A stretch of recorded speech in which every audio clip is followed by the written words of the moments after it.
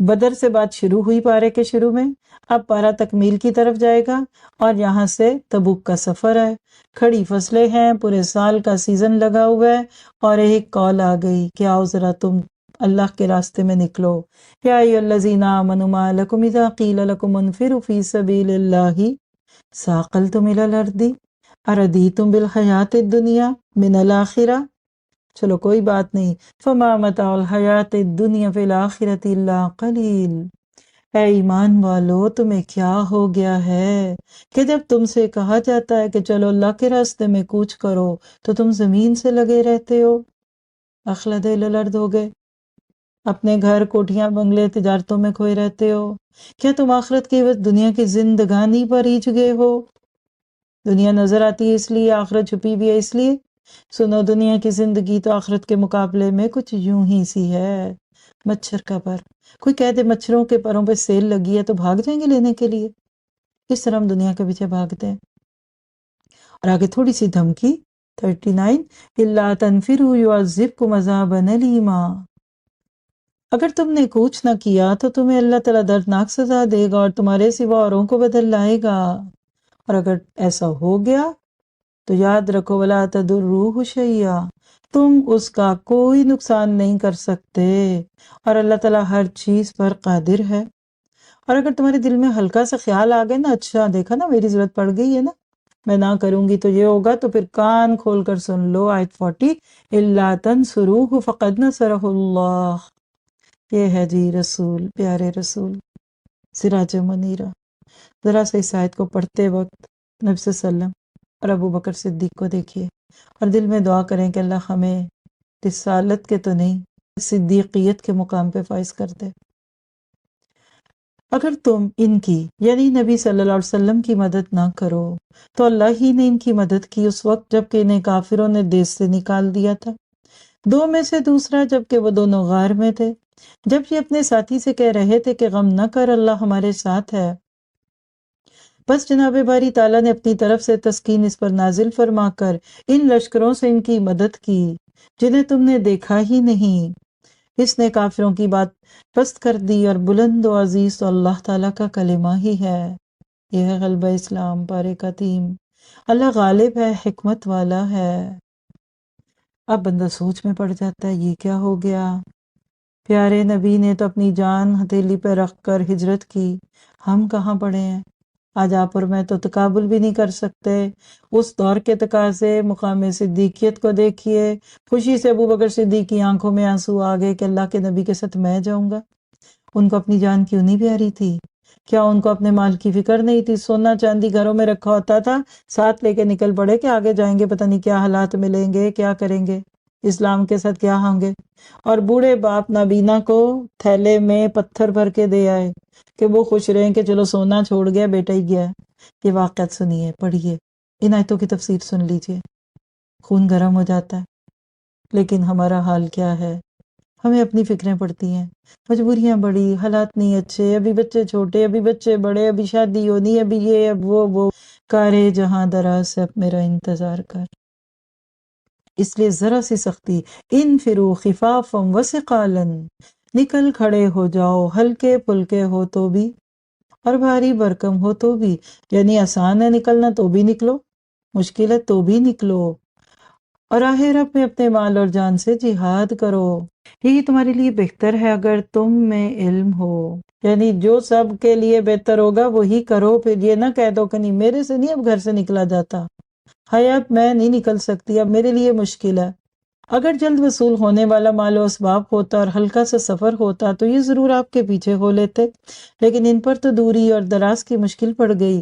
اب تو یہ اللہ کی قسمیں کھائیں گے کہ اگر ہم میں قوت اور طاقت ہوتی تو ہم یقیناً آپ کے ساتھ نکلتے۔ باتیں بڑی کرتے تھے، یہ اپنی جانوں کو خود ہی ہلاکت میں ڈال رہے ہیں، کیا دین سے پیچھے رہ کے۔ ان کے جھوٹا ہونے کا سچا علم تو اللہ کو ہے۔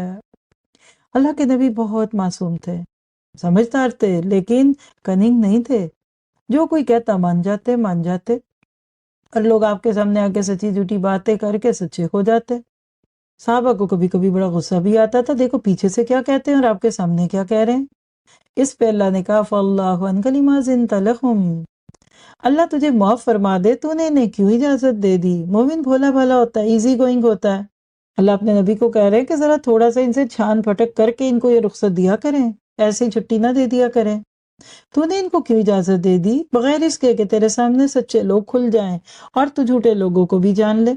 اللہ پر اور قیامت کے دن پر ایمان اور یقین رکھنے والے مالی اور جانی جہاد سے رک رہنے کی کبھی بھی تجھ سے اجازت طلب نہیں کریں گے، اور اللہ تعالیٰ پرہیزگاروں کو خوب جانتا ہے۔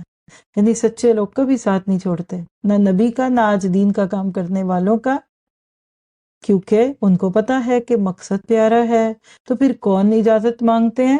انما یستاذنک الذین لا یؤمنون باللہ والیوم الاخر وارتابت قلوبہم فہم فی ریبہم یترددون۔ یہ اجازت تو تجھ سے وہی طلب کرتے ہیں جنہیں نہ اللہ پر ایمان ہے، نہ آخرت کے دن کا یقین ہے، جن کے دل شک میں پڑے ہوئے ہیں اور وہ اپنے شک ہی میں سرگرداں ہے۔ اللہ ہمارے دلوں میں کبھی شک نہ آئے اس حق کے ساتھ۔ وَلَوْ أَرَادُوا الْخُرُوجَ، یعنی اگر جانا ہو تو بندہ کچھ تیاریاں تو کرتا ہے۔ کیسے؟ اگر ان کا ارادہ جہاد کے لیے نکلنے کا ہوتا تو اس سفر کے سامان کی تیاری کر رکھتے، لیکن اللہ کو ان کا اٹھنا پسند ہی نہ تھا، اس لیے انہیں حرکت سے ہی روک دیا اور کہہ دیا کہ تم بیٹھنے والوں کے ساتھ بیٹھے رہو۔ نوٹ کیجئے، جب دل میں خواہش ہوتی ہے نا تو بندہ ہلکے ہلکے تیاری کر رہا ہوتا ہے، اور ایک وقت آتا ہے کہ بندہ رکتا ہے، میں نہیں جاتا، مجھے وقت نہیں، میرے پاس نہیں، یہ نہیں، ہر وقت نیا بہانہ، نیا عذر۔ کبھی بندہ بیٹھ کر سوچے میرے حالات کب ٹھیک ہوں گے، مجھے توفیق ہی نہیں مل رہی نیکی کی، دورہ قرآن تک سننے کے لیے میں اٹھ کر نہیں بیٹھ سکتی تو میں نے اور کیا کرنا ہے، اس کے لیے میں قرآن سننے کے لیے اسکول میں نہیں آ سکتی تو میں کب آؤں گی، روزہ ہے کہ نہیں ابھی بھی میرے لیے مشکل ہے۔ تو کہیں وہ وقت نہ آ جائے کہ پھر اللہ روک لے۔ شروع میں بندہ رکتا ہے، بعد میں اللہ روک لیتا ہے۔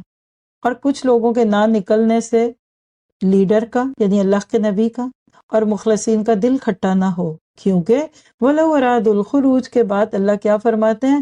لَوْ خَرَجُوا فِيكُمْ مَا زَادُوكُمْ إِلَّا خَبَالًا، اگر یہ تم میں مل کر نکلتے بھی تو تمہارے لیے سوائے فساد کے اور کوئی چیز نہ بڑھاتے، بلکہ تمہارے درمیان خوب گھوڑے دوڑا دیتے، یعنی سازشیں کرتے اور تم میں فتنے ڈالنے کی تلاش میں رہتے۔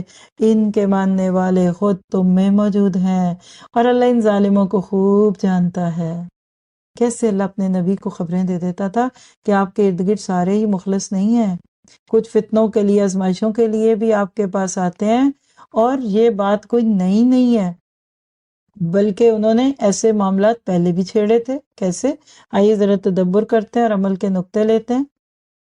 یہ دعا مانگیے، اللہم انی اعوذ برضاک من سخطک وبمعافاتک من عقوبتک ومن تحول عافیتک وفجاعت نقمتک۔ پیچھے ہم نے دعا کا شروع کا حصہ پڑھا تھا، آج آخری حصے پہ غور کیجئے یہاں تک کہ یہ دعا یاد ہو جائے، کیونکہ کیا پتہ کس وقت عافیت پلٹ جائے اور ہم کسی فتنے میں آ جائیں۔ رسول اللہ صلی اللہ علیہ وسلم کی کوئی متروک سنت تلاش کر کے اس کو اپنے عمل میں لائیں، اور آپ کے لیے بہترین عمل ہر روز کے پارے کے ساتھ کی سنت ہے۔ عاجزی اور سستی سے اللہ کی پناہ مانگیے، کیونکہ یہ دونوں عادتیں انسان کو عبادت سے محروم کر دیتی ہیں۔ قرآن سے رہنمائی، غم انسان کو توڑ دیتا ہے اور اس کے ارادے اور دل کو بھی کمزور کر دیتا ہے۔ اس لیے مسلمانوں کو چاہیے کہ اپنے غموں کو ہلکا رکھیں اور خوش رہیں۔ مال کے ذریعے جہاد بھی جہاد ہی کی ایک قسم ہے۔ صرف نیکی کا ارادہ کافی نہیں، بلکہ اس ارادے کو عمل سے ثابت کیجیے۔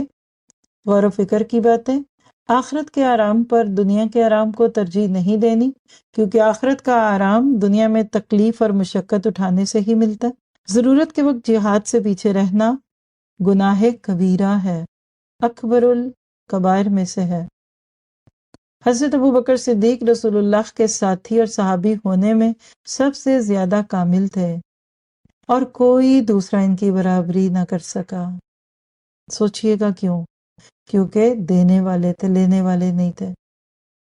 اللہ دلوں میں شک ان کے ڈالتا ہے جو لینے والے ہوتے ہیں، دینے والوں کو تو کبھی سوچ بھی نہ آئی۔ کبھی کوئی رنج و غم آئے تو اسے دور کرنے کی کوشش کریں اور اللہ سے مدد مانگیے۔ یعنی اس میں عمل کی بات ہے کہ ابوبکر صدیق کی طرح ہمیشہ ہر نیکی میں آگے بڑھیے۔ بندے کی عبادت کا ارادہ اس کی سچائی کی نشانی ہے۔ جو حقیقت میں اللہ اور آخرت پر ایمان رکھتے ہیں وہ مال اور جان کے ذریعے جہاد کو چھوڑ دینے کے لیے عذر اور بہانے نہیں کرتے، اللہ ہمیں انہی میں ڈال دے۔